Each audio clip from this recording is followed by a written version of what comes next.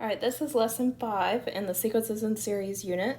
This one is all about what's called summation notation. Basically, what we're going to do is we're going to take everything that we've done so far, like with geometric, sequences and series, arithmetic, all that, and we're going to be looking at it using what's called sigma notation, also known as summation notation. Sigma and summation mean the same thing.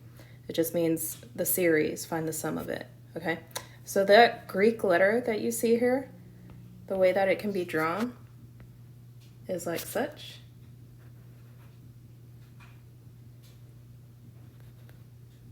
Okay, and you will see that on the bottom, that's called the lower limit.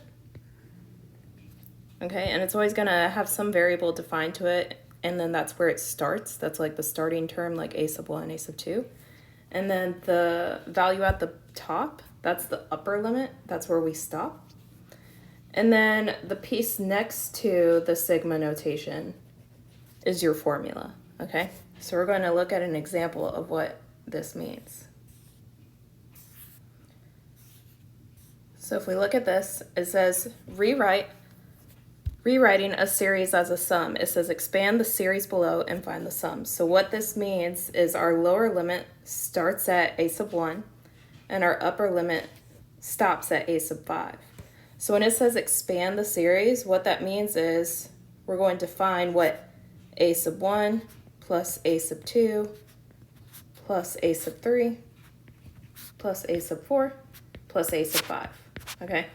And so, you know, to expand that, to plug it in, we would just plug in 1 for n, and then 2 for n, and then 3 for n, 4 for n, 5 for n, etc., okay?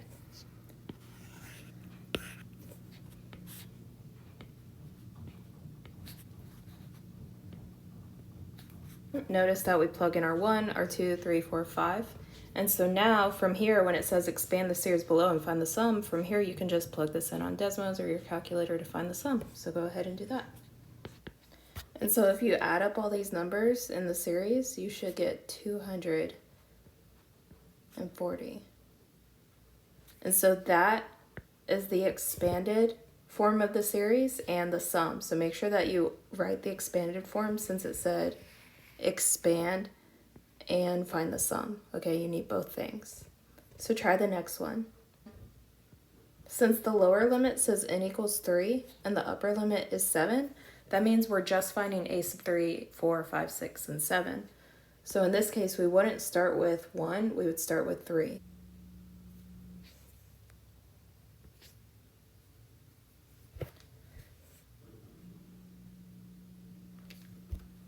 Okay, so here we have the expanded form. We plugged in our n equals 3, 4, 5, 6, all the way up to 7, which was our upper limit. Now we just want to plug this into the calculator, get what each value is, and then find the total sum.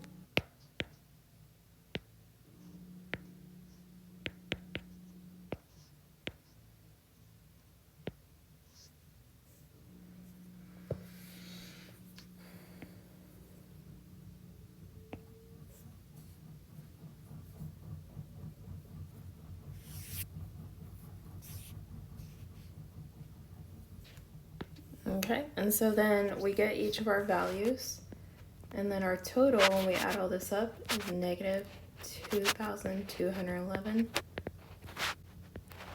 divided by d. And so that is the sum of this series. So that's how you expand and find the sum of a series using sigma notation. So the first piece is just like identifying how to read sigma notation. Now we're going to rewrite a series in sigma notation, okay? So the first thing we can do is draw our sigma symbol.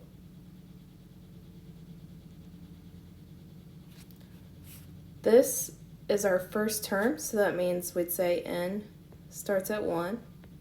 And then we can count 2, 3, 4, 5, 6, 7. So that means our last term number is 7, okay? Then we just have to figure out the formula. So this is where we want to figure out what's the common difference or the common ratio. And you can see here that it's adding by 7, right? So if we use our arithmetic sequence formula,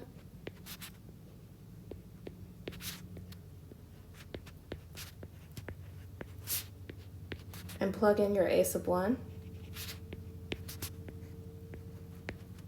and your common difference of 7, and then distribute and combine like terms.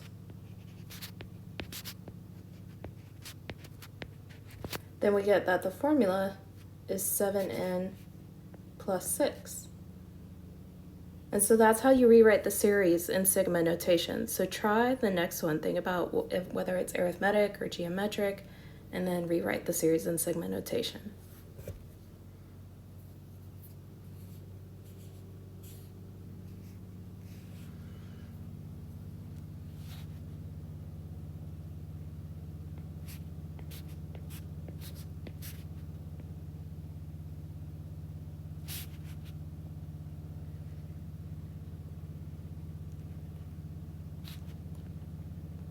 Okay, so this one starts at n equals 1, and it has a total of 6 terms.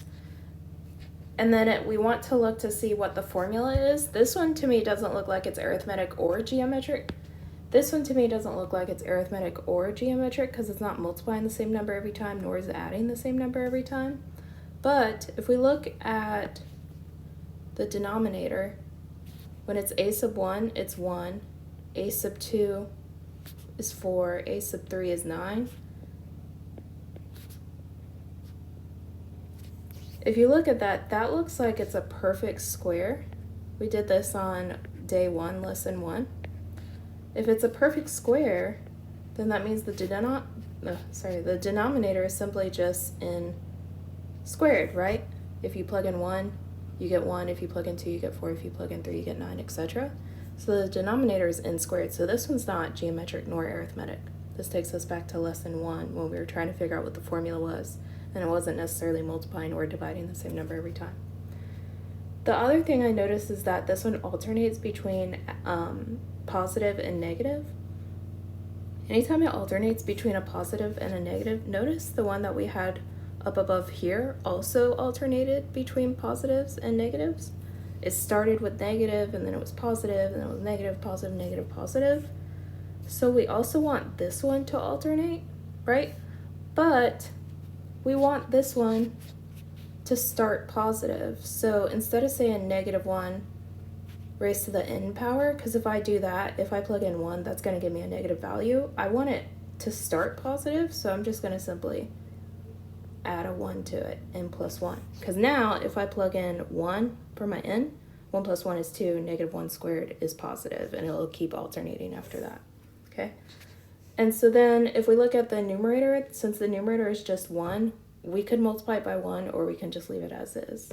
So this would be the formula that represents B. Now, let's look at ones like C and D. Notice the ... and then it says plus 74. So that tells me that while it does start at a sub 1, and then it goes to a sub 2, a sub 3, we don't know what it ends at. Right now it's a sub n. So when I go to make my sigma notation, it starts at n equals 1, but the most common mistake I see is people doing this. Remember, that doesn't mean what number comes last. It means what the term number is. Okay, so that is not going to be 74. The only way that's 74 is if your sequence is literally 1, 2, 3, 4, 5, 6, 7, 8, 9, 10, blah, blah, blah, blah. Okay, but what we can do is we can determine, is this arithmetic or geometric? And then from there, we can find out what n equals, right? So if we write down, or first of all, if we look at the pattern, it looks like it's going up by 3, so that tells me it's arithmetic.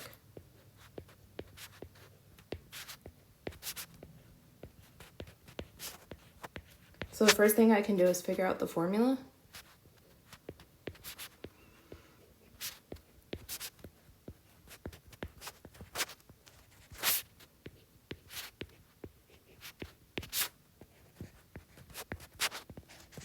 And so the formula is 3n plus 14.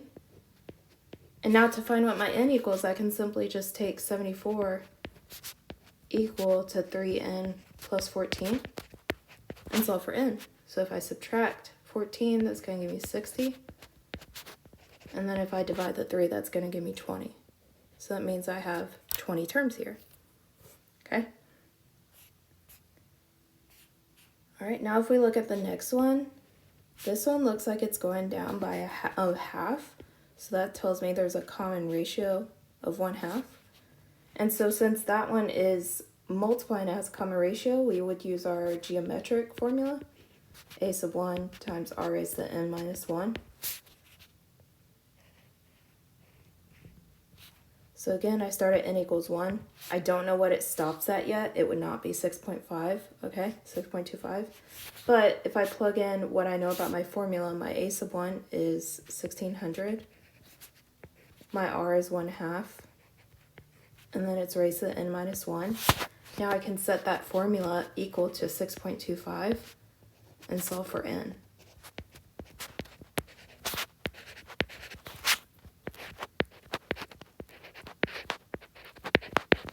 Okay, so I can divide off the 1600.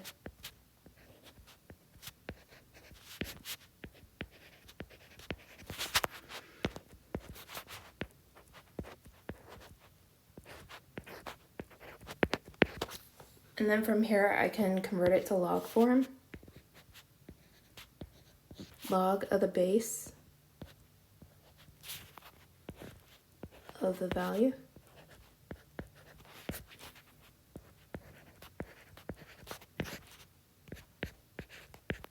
And then I can just put it in my calculator. Calculator, you get 8. And then when we just add it over, that means 6.25 is our 9th term. Now our final one,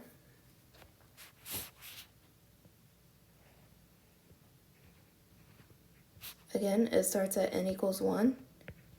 This one goes on forever. You see the dot, dot, dot, and it doesn't end. So that tells me that this one is an infinite geometric sequence, or geometric series. And so I would still use the geometric sequence formula because ultimately it's geometric. So you'd still say a sub 1 times whatever the r value is raised to the n minus 1. Remember, if it's not obvious what the r value is, you can always take the second term divided by the first term and then just simplify it. So plug that into your calculator to simplify. And that simplifies to 1/7. And that's all you have to do. So that is how you rewrite a series in sigma notation.